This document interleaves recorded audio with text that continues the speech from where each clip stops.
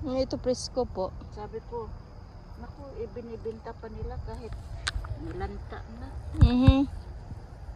Kahit na yung naningitim na. Oo. Totoo yun. Pero sa Pittsburgh, hindi eh. Hindi naman. Tinatapon na. Kasi sila, kaya ka kami makapunta. Ah. Gusto nga niya kamuti. Damihan mo yung talbos ng kamote po.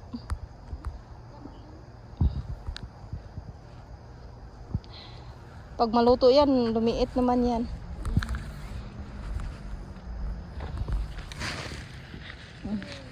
Kaya nga, hindi na ako nangunguha. Pag may pupunta lang dito ang mangunguha kasi yung iba kasi hindi patuloy. Kaya sayang naman yung pinanguha ko. Sabi ko nga kailan ako, late na tayo, baka matulog na yung si Joby. Hindi, okay lang. Wala naman, hindi pa naman ako natulog. Kasi yung ano niya, customer, pick upin yung motor. Yung patula ko po kakasimula lang mamunga. Yung upo, di ba? Mayroon. Oh, meron akong inano sa iyo. Bata lang. Oh, mayroon akong inano sa iyo. Hindi ko talaga 'yun binibenta kasi alam ko pupunta ka. Pahinga mo na ko yun, sakit yung balakang. Oh, pahinga ka muna. Ito, nagsimula nang mamunga yung patula ko. Oo. Yan. Hindi ka malaki. Hindi pa malaki, kakasimula lang nila. Ayun, kukuha ng hitsura na yung kangkong ko doon. Binigay lang yun hitsura sa akin yung tangkay. Ah. Sabi ko pa naman, kailangan balas mo. Sige lang. Masarap kaya yan adobo te. Oh.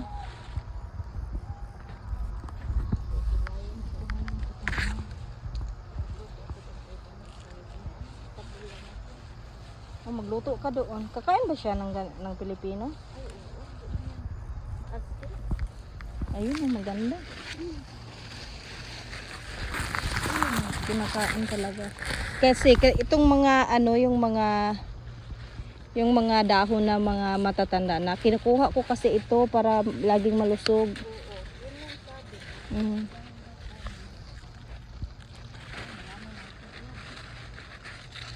Dagdagan mo pa te. Okay ka na? Meron pa dito te. Lugbate sa luyot. Kung gusto mo. Oh, kung gusto mo.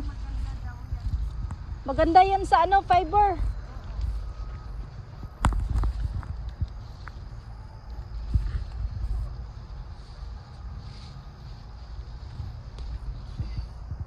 Totoo lang, may, yung last kong ginulay yung ano mo, yung ampalaya, nilagyan ko ng ng munggo. Gusto nila. Oo. Pini-freezer mo? Oh, i-pressure ko yung iba noon. Sabi niya, naku, ang sarap. Sabi ko, oo nga, kasi kag-Joby pa ito binili ko last year. Mabuti at hindi nasira. Ay, hindi man. Basta, hindi mo lang basain. Sa akin nga, hanggang ngayon meron pa akong gulay last year. Sa freezer. Hugasan? Oo.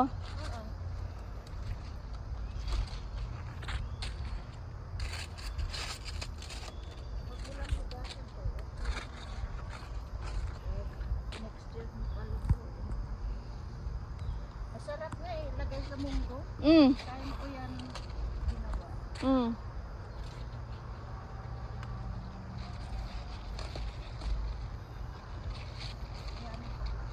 Baka next week Ha? next week pagkapunta ako dito sa Ero. Bibili ako.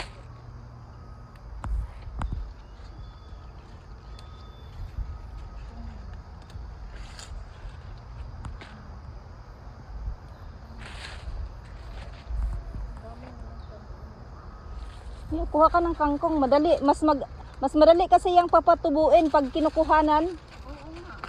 Mas magsasanga siya.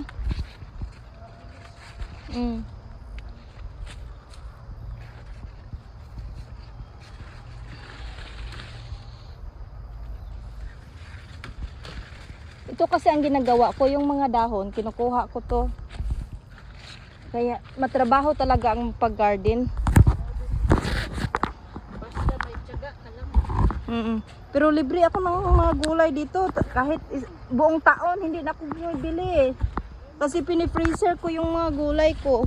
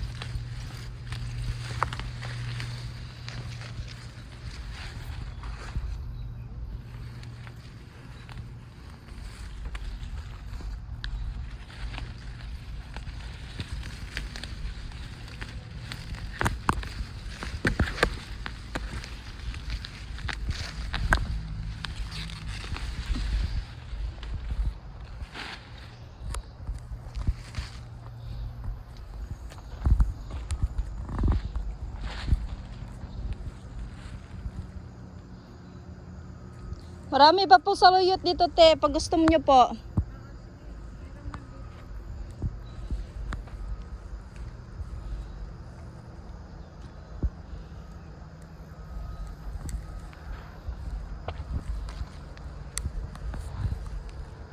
Damihan mo yung talbos, te, oh. Sige, dagdagan pa. Oh, daghang talbos dito. Mahirap na tumanda.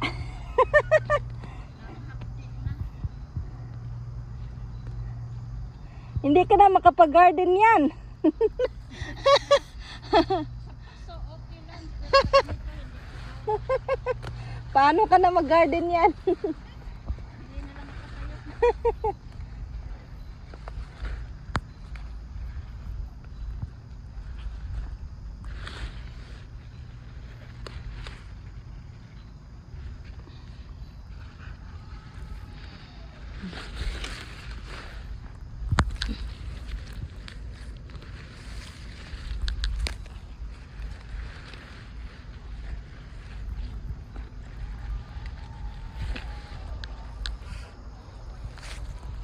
Ha?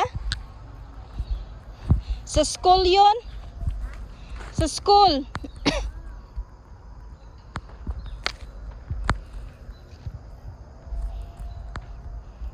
Diyan sa Birin College po.